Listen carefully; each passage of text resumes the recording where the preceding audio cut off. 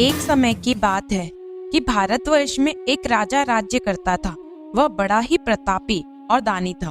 वह नित्य प्रति मंदिर में दर्शन करने जाता था। वह ब्राह्मणों और गुरुओं की सेवा किया करता था। उसके दरवाजे से कोई भी निराश होकर नहीं लौटता था तथा वह प्रत्येक गुरुवार को व्रत रखता था एवं पूजन किया करता था। हर एक दिन गरीबों की सहायता किया करता था, परंतु यह सब बातें उसकी रानी को अच्छी नहीं लगती थी। वह न व्रत करती थी और न किसी को एक पैसा दान में देती थी तथा राजा से भी ऐसा करने को मना किया करती थी। एक समय की बात है कि राजा तो शिकार खेलने वन में गए हुए थे। घर पर रानी और दासी थी। उस समय गुरु बृहस्पति देव एक साधु का रूप धारण कर राजा के दरवाजे पर भिक्षा मांगने गए। रानी से भिक्षा मांगी तो वह कहने लगी कि हे साधु महाराज, मैं इस दान पुण्य से तंग आ गई हूँ। मेरे से तो घर का कार्य समाप्त नहीं होता। इस कार्य के लिए तो मेरे पतिदेव ही बहुत है। अब आप इस प्रकार की कृपा करें कि यह सब धन नष्ट हो जावे तथा मैं आराम से रह सकूं। साधु बोले, हे देवी, तुम तो बड़ी विचित्र हो। संतान और धन से कोई दुखी नहीं होता, इसको सभी चाहते हैं। पापी भी पुत्र और धन की इच्छा करता है। अगर आपके पास धन अधिक है तो भूखे मनुष्यों को भोजन कराओ, प्याऊ लगवाओ, ब्राह्मणों को दान दो, धर्मशाला बनवाओ, कुआं, तालाब, बावड़ी, बाग, बगीचे आदि के निर्माण कराओ तथा निर्धन मनुष्यों की कुंवारी कन्याओं का विवाह कराओ और अनेकों यज्ञ आदि धर्म कर्म करो। इस प्रकार के कर्मों से आपके कुल का और आपका नाम परलोक में सार्थक होगा एवं स्वर्ग की प्राप्ति होगी। मगर वह रानी इन बातों से खुश न हुई। वह बोली, हे साधु महाराज, मुझे ऐसे धन की आवश्यकता नहीं जिसको और मनुष्यों को दान दूं तथा जिसको रखने संभालने में ही मेरा सारा समय बर्बाद हो जाए। साधु ने कहा, हे देवी, तुम्हारी ऐसी इच्छा है तो ऐसा ही होगा। मैं तुम्हें बताता हूँ, वैसा ही करना। बृहस्पतिवार के दिन घर को गोबर से लीपना, अपने केशों को धोना, केशों को धोते समय स्नान करना, राजा से कहना वह हजामत करवाए, भोजन में मांस मदिरा आदि खाना, कपड़े धोबिकियां धुलवाने डालना। इस प्रकार 7 बृहस्पतिवार करने से तुम्हारा समस्त धन नष्ट हो जाएगा। यह कहकर वह साधु महाराज वहां से अंतर्ध्यान हो गए। रानी ने साधु के कहे अनुसार वैसा ही किया। अभी 3 बृहस्पतिवार ही बीते थे कि उसका समस्त धन संपत्ति नष्ट हो गया और भोजन के लिए दोनों समय परिवार तरसने लगा तथा सांसारिक भोगों से दुखी रहने लगे। तब राजा रानी से कहने लगा कि हे रानी, तुम यहाँ पर रहो, मैं दूसरे देश को जाऊं, क्योंकि यहाँ पर मुझे सभी मनुष्य जानते हैं, इसलिए कोई कार्य भी नहीं कर सकता। देश चोरी परदेश भी बराबर है। ऐसा कहकर राजा परदेश को चला गया। वहां जंगल में जाता और लकड़ी काट कर लाता और शहर में बेचता। इस तरह जीवन व्यतीत करने लगा। इधर राजा के घर रानी और दासी दुखी रहने लगी। किसी दिन भोजन मिलता और किसी दिन जल पीकर ही रह जाती। एक समय रानी और दासी को 7 दिन बिना भोजन के व्यतीत हो गए तो रानी ने अपनी दासी से कहा, हे दासी, यहाँ पास के ही नगर में मेरी बहन रहती है। वह बड़ी धनवान है। तू उसके पास जा और वहां से 5 सेर बेझर मांग कर ले आ, जिससे कुछ समय के लिए गुजर हो जाएगी। इस प्रकार रानी की आज्ञा मानकर दासी रानी की बहन के पास गई तो रानी की बहन उस समय पूजन कर रही थी, क्योंकि उस रोज बृहस्पतिवार का दिन था। जब दासी ने रानी की बहन को देखा और उससे बोली, हे रानी, मुझे तुम्हारी बहन ने भेजा है, मेरे लिए 5 सेर बेझर दे दो। इस प्रकार दासी ने अनेक बार कहा, परंतु रानी ने कुछ उत्तर नहीं दिया, क्योंकि वह उस समय बृहस्पतिवार की व्रत कथा सुन रही थी। इस प्रकार जब दासी को किसी प्रकार का उत्तर नहीं मिला तो वह बहुत दुखी हुई और क्रोध भी आया और लौटकर अपने गांव आ रानी के पास आकर बोली, हे रानी, आपकी बहन बहुत धनी स्त्री है और छोटे लोगों से बात भी नहीं करती, क्योंकि मैंने उनसे कहा तो उसने कोई उत्तर नहीं दिया। मैं वापस चली आई। रानी बोली, हे दासी, इसमें उसका कोई दोष नहीं। जब बुरे दिन आते हैं तब कोई सहारा नहीं देता। अच्छे बुरे का पता विपत्ति में ही लगता है। जो ईश्वर की इच्छा होगी वही होगा। वह सब हमारे भाग्य का दोष है। इधर उस रानी ने देखा कि मेरी बहन की दासी आई थी, परंतु मैं उससे नहीं बोली, इससे वह बहुत दुखी हुई होगी। यह सोचकर कथा को सुन और विष्णु भगवान का पूजन समाप्त कर रानी अपनी बहन के घर चल दी और जाकर अपनी बहन से कहने लगी कि हे बहन, मैं बृहस्पतिवार का व्रत कर रही थी, तुम्हारी दासी गई, परंतु जब तक कथा होती है तब तक ना उठते हैं और ना बोलते हैं, इसलिए मैं ना बोली। कहो दासी क्यों गई थी? रानी बोली, बहन हमारे अनाज नहीं था, वैसे तुमसे कोई बात छिपी नहीं है, इस कारण मैंने दासी को तुम्हारे पास 5 सेर बेझर लेने के लिए भेजा था। रानी बोली, बहन देखो, बृहस्पति भगवान सबकी मनोकामना पूर्ण करते हैं, देखो शायद तुम्हारे घर में भी अनाज रखा हो। इस प्रकार का वचन जब रानी ने सुना तो घर के अंदर गई और वहां उसे एक घड़ा बेचर का भरा मिल गया। तब तो रानी और दासी बहुत ही दुखी हुई और दासी कहने लगी, हे रानी देखो, वैसे हमको जब नहीं मिलता तो हम रोज ही व्रत करते हैं, अगर इनसे व्रत की विधि और कथा पूछ ली जावे तो उसे हम भी किया करेंगे। तब रानी ने अपनी बहन से पूछा कि हे बहन, बृहस्पतिवार का व्रत कैसे करते हैं, इसमें कौन सी कथा कहते हैं तथा किस देवता की पूजा की जाती है, सो सब विस्तार पूर्वक बताओ। तब रानी की बहन बोली कि हे बहन, बृहस्पतिवार के व्रत में चना की दाल मुनक्का से भगवान विष्णु का केले की जड़ में पूजन करें तथा घी का दीपक जलावे, पीला भोजन करें तथा कहानी सुने।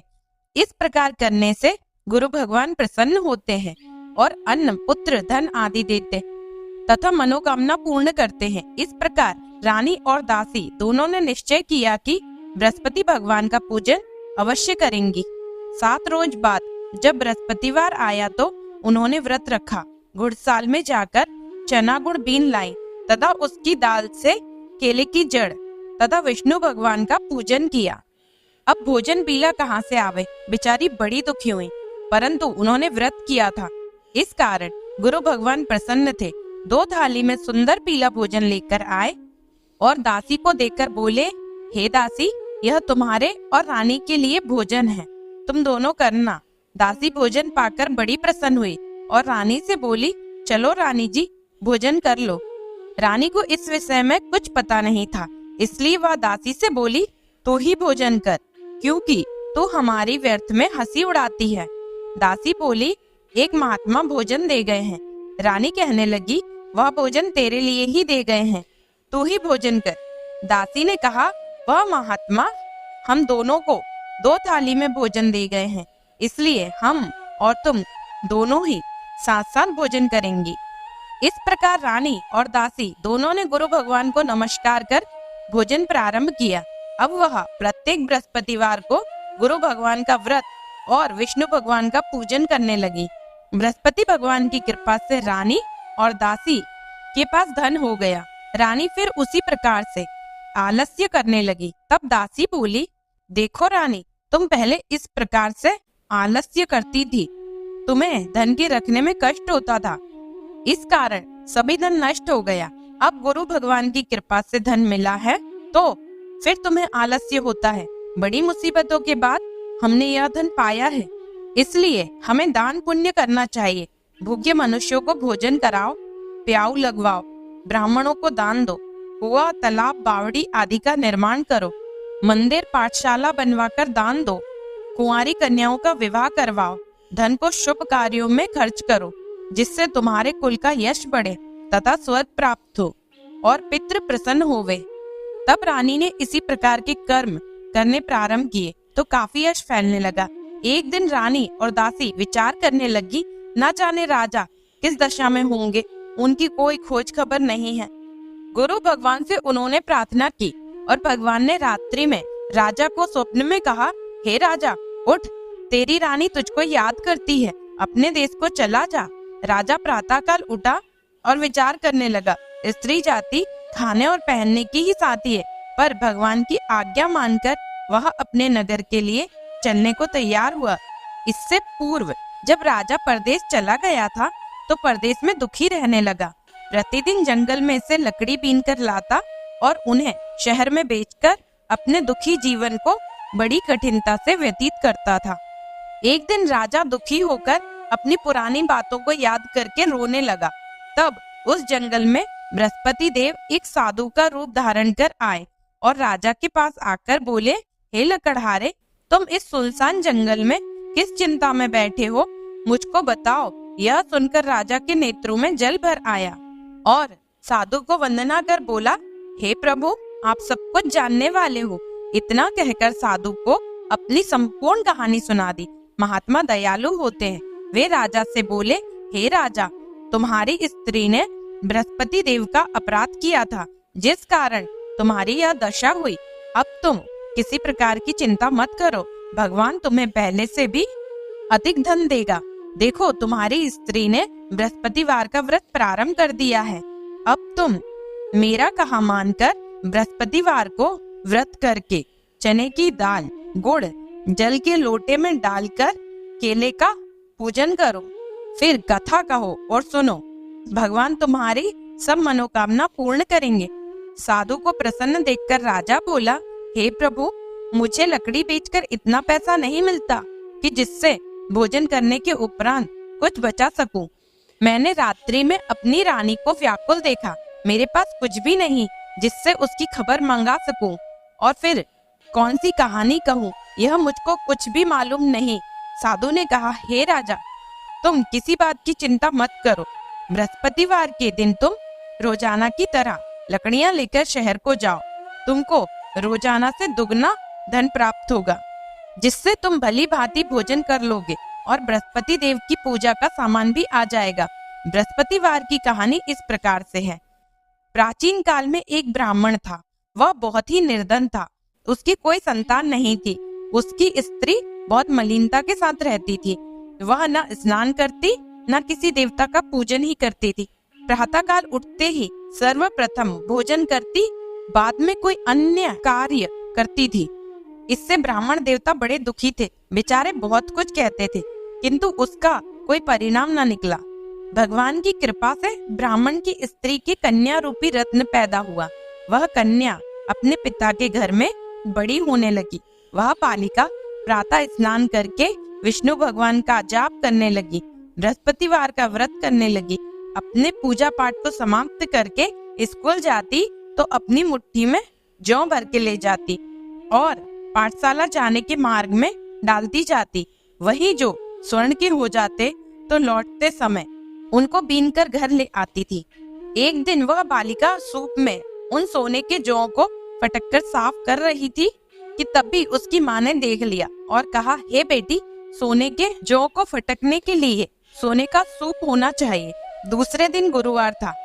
इस कन्या ने व्रत रखा और बृहस्पति देव से प्रार्थना करके कहा, हे प्रभु, मैंने आपकी पूजा अगर सच्चे मन से की हो तो मेरे लिए सोने का सूप दे दो।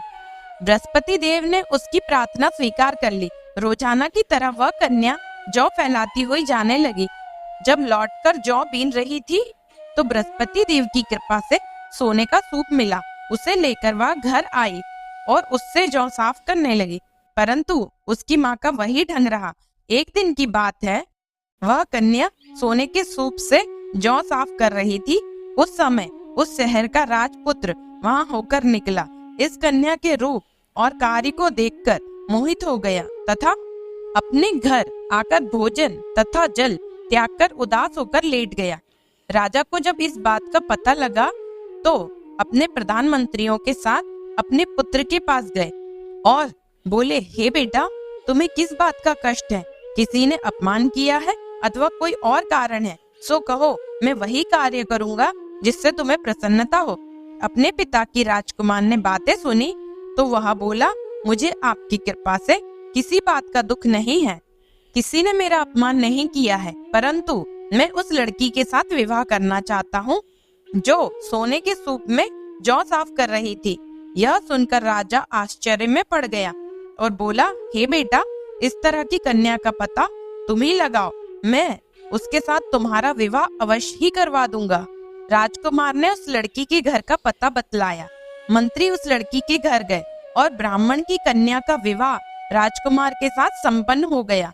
कन्या के घर से जाते ही पहले की भांति उस ब्राह्मण देवता के घर में गरीबी का निवास हो गया। अब भोजन के लिए भी अन्न बड़ी मुश्किल से मिलता था। एक दिन दुखी होकर ब्राह्मण देवता अपनी पुत्री के पास गए और बेटी ने पिता की दुखी अवस्था को देखा और अपनी माँ का समाचार पूछा। तब ब्राह्मण ने सभी हाल कह सुनाया। कन्या ने बहुत सा धन देकर अपने पिता को विदा कर दिया। इस तरह ब्राह्मण का कुछ समय सुखपूर्वक व्यतीत हुआ। कुछ दिनों बाद फिर वही हाल हो गया।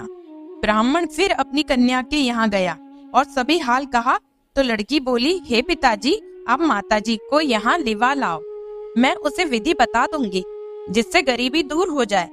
वह ब्राह्मण देवता अपनी स्त्री को साथ लेकर पहुँचे तो पुत्री अपनी माँ को समझाने लगी, हे माँ, तुम प्रातः काल उठकर सर्वप्रथम स्नान आदि करके विष्णु भगवान का पूजन करो तो सब दरिद्रता दूर हो जाएगी। परंतु उसकी माँ ने एक भी बात नहीं मानी और प्रातः काल उठकर अपनी पुत्री के बच्चों का झूठन खा लेती थी। एक दिन उसकी पुत्री को बहुत गुस्सा आया और एक रात कोठरी से सभी सामान निकाल दिया और अपनी माँ को उसमें बंद कर दिया।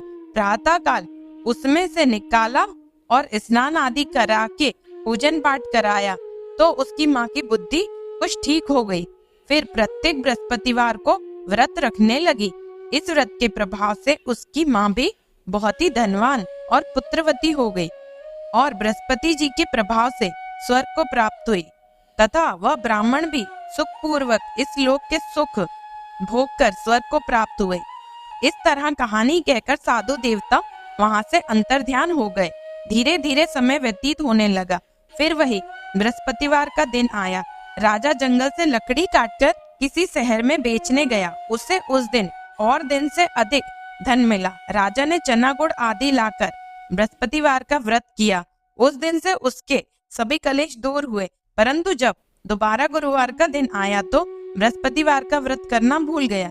इस कारण बृहस्पति भगवान नाराज हो गए। उस दिन उस नगर के राजा ने विशाल यज्ञ का आयोजन किया तथा शहर में यह घोषणा करा दी गई, कोई भी मनुष्य अपने घर भोजन ना बनावे तथा आग भी ना जलावे। समस्त लोग मेरे यहाँ भोजन करने आवे। इस आज्ञा को जो न मानेगा उसके लिए फांसी की सजा दी जाएगी। इस तरह की घोषणा संपूर्ण नगर में करवा दी गई।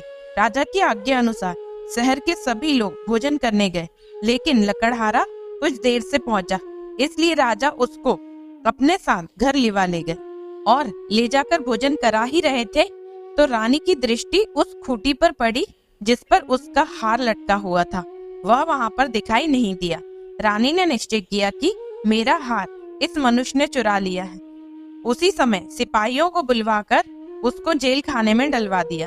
जब राजा जेल खाने में गया तो बहुत दुखी होकर विचार करने लगा कि ना जाने कौन से पूर्व जन्म के कर्म से मेरे लिए यह दुख प्राप्त हुआ है, और उसी साधु को याद करने लगा जो कि जंगल में मिला था। उसी समय तत्काल बृहस्पति देव साधु के रूप में प्रकट हो गए और उसकी दशा को देखकर कहने लगे, अरे मूर्ख, तूने बृहस्पति देवता की कथा नहीं की, इसी कारण तुम्हें यह दुख प्राप्त हुआ है।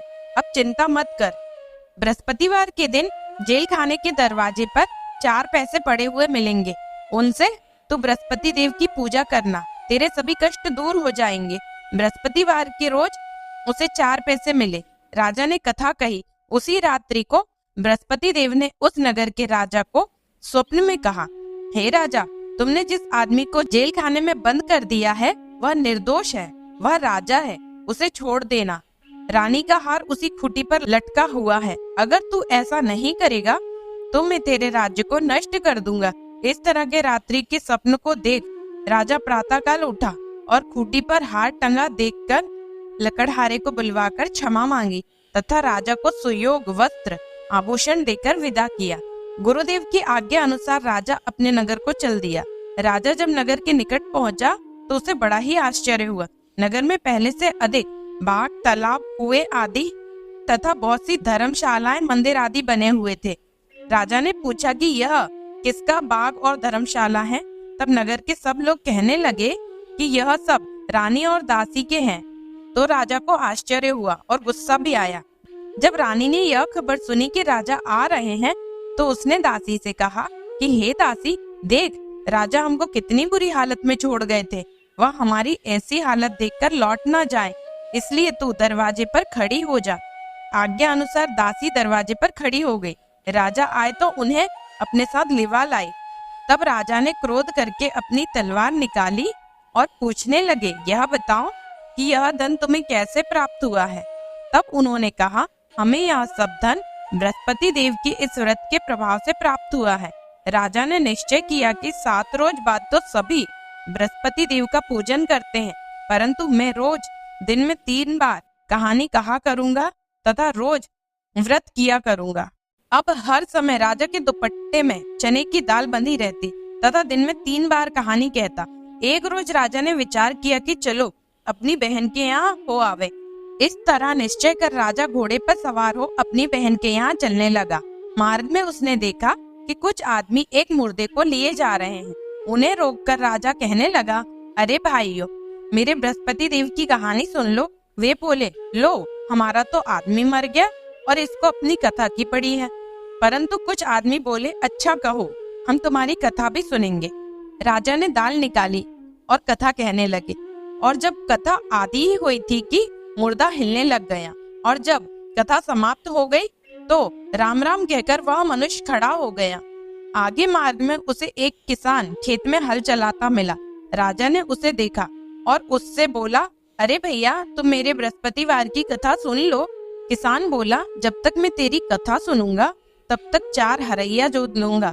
जा अपनी कथा किसी और को सुनाना। इस तरह राजा आगे चलने लगा। राजा के हटते ही बैल पछाड़ खाकर गिर गए और उसके पेट में बहुत जोर से दर्द होने लगा। उस समय उसकी माँ रोटी लेकर आई। उसने जब यह देखा तो अपने पुत्र से सब हाल पूछा और बेटे ने सभी हाल कह दिया। तो बुढ़िया दौड़ी दौड़ी उस घुड़सवार के पास गई और उससे बोली, मैं तेरी कथा सुनूंगी, तू अपनी कथा मेरे खेत पर चलकर ही कहना। राजा ने बुढ़िया के खेत पर जाकर कथा कही, जिसके सुनते ही वह बैल खड़े हुए और किसान के पेट का दर्द बंद हो गया। राजा अपनी बहन के घर पहुंच गया। बहन ने भाई की खूब मेहमानी की। दूसरे रोज प्रातःकाल राजा जागा तो वह देखने लगा कि सब लोग भोजन कर रहे हैं। राजा ने अपनी बहन से कहा कि ऐसा कोई मनुष्य है जिसने भोजन नहीं किया हो, मेरे बृहस्पतिवार की कथा सुन ले। बहन बोली, हे भैया, यह देश ऐसा ही है, पहले यहाँ लोग भोजन करते हैं, उसके बाद ही अन्य कोई कार्य करते हैं। अगर कोई पड़ोस में हो तो देख आऊं। वह ऐसा कहकर देखने चली गई, परंतु उसे कोई भी ऐसा व्यक्ति नहीं मिला जिसने भोजन ना किया हो। अतः वह एक कुम्हार के घर गई जिसका लड़का बीमार था। उसे मालूम हुआ कि उनके यहाँ 3 रोज से किसी ने भोजन नहीं किया है। रानी ने अपने भाई की कथा सुनने के लिए कुमार से कहा तो वह तैयार हो गया। राजा ने जाकर बृहस्पतिवार की कथा कही, जिसको सुनकर उसका लड़का ठीक हो गया। अब तो राजा की प्रशंसा होने लगी। एक दिन राजा ने अपनी बहन से कहा कि बहन, हम अपने घर को जाएंगे, तुम भी तैयार हो जाओ। राजा की बहन ने अपनी सास से कही। सास बोली, हाँ चली जा, परंतु अपने लड़कों को मत ले जाना, क्योंकि तेरे भाई की कोई औलाद नहीं होती है। बहन ने अपने भैया से कहा, हे भैया, मैं तो चलूंगी, परंतु कोई बालक नहीं जाएगा। राजा बोला, जब कोई बालक नहीं चलेगा तब तुम भी क्या करोगी। बड़े दुखी मन से राजा अपने नगर को लौट आया। राजा ने अपनी रानी से कहा, हम निर्वंशी राजा हैं, हमारा मुख देखने का धर्म नहीं है और कुछ भोजन आदि नहीं किया। रानी बोली, हे प्रभु, बृहस्पति देव ने हमें सब कुछ दिया है तो हमें औलाद भी अवश्य देंगे। उसी रात को बृहस्पति देव ने राजा को स्वप्न में कहा, हे राजा, उठ, सभी सोच को त्याग दे, तेरी रानी गर्भ से है। राजा को यह बात सुनकर बड़ी खुशी हुई। 9वें महीने में रानी के गर्भ से एक सुंदर पुत्र पैदा हुआ। तब राजा बोला, हे रानी, स्त्री बिना भोजन के रह सकती है, बिना कहे नहीं रह सकती। जब मेरी बहन आवे तुम उससे कुछ मत कहना। रानी ने सुनकर हाँ कर दी। जब राजा की बहन ने यह शुभ समाचार सुना तो वह बहुत खुश हुई और बधाई लेकर अपने भाई के यहाँ आई। तभी रानी ने कहा, घोड़ा चढ़कर तो नहीं आई, गधा चढ़ी आई। राजा की बहन बोली, भैया, मैं इस प्रकार ना कहती तो तुम्हें औलाद कैसे मिलती। बृहस्पति देव ऐसे ही हैं, जैसी जिसके मन में कामनाएं हैं सभी को पूर्ण करते हैं। जो सद्भावना पूर्वक बृहस्पतिवार का व्रत करता है एवं कथा पढ़ता है अथवा सुनता है और दूसरों को सुनाता है, बृहस्पति देव उसकी सभी मनोकामना पूर्ण करते हैं। भगवान बृहस्पति देव उनकी सदैव रक्षा करते हैं। संसार में सद्भावना से जो भगवान जी का पूजन व्रत सच्चे हृदय से करते हैं, तो भगवान बृहस्पति देव उनकी सभी मनोकामनाएं पूर्ण करते हैं।